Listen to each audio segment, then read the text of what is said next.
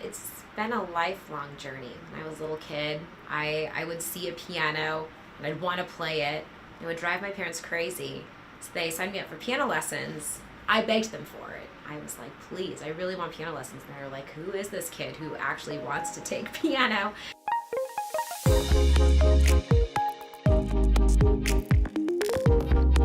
So I'm Dr. Charissa Noble, and I'm a musicologist, which means that I study music history and culture here at USD.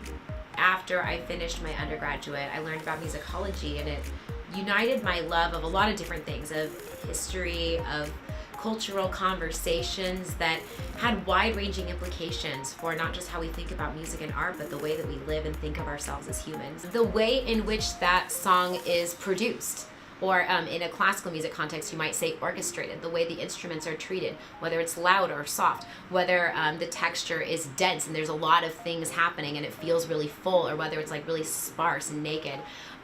The way that the music sounds itself has so many layers of cultural meaning that I think are really fascinating and can teach you a lot about your world and maybe about yourself.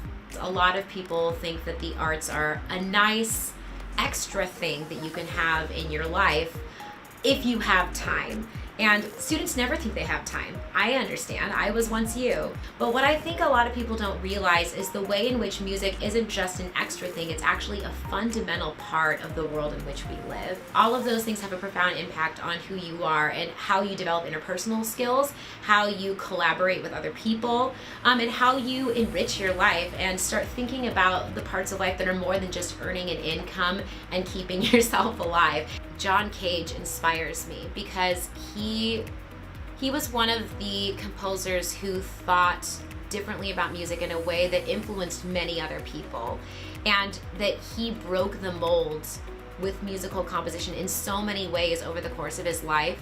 And despite pretty intense criticism, he continued forward and he continued to innovate. And I think that that's really admirable. There are a lot of people today who find him controversial or don't take his music seriously. And I think that that's a continued testament to the fact that the questions that he's asking are still relevant.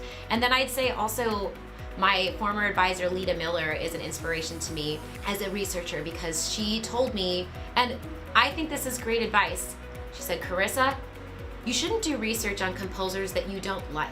You should always do research about people that you like.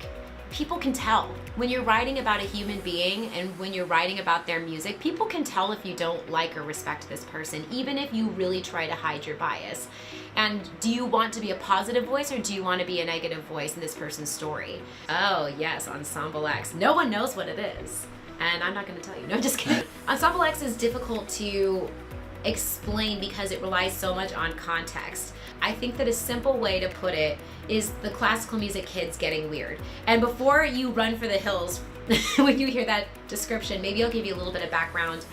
I came across what's called experimental music when I was in graduate school, and all of a sudden, all of these ways in which I could use my voice, other people could use their instruments, or we could even reimagine what musical performance would be like, were opened.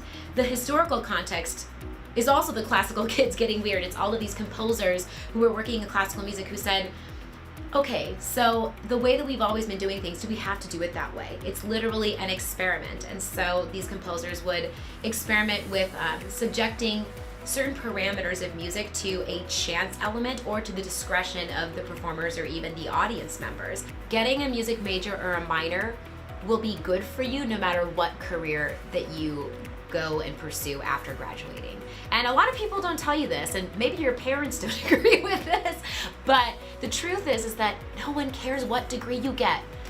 No one cares. You just have to have a degree, and you have to be able to do the thing that they want to hire you to do.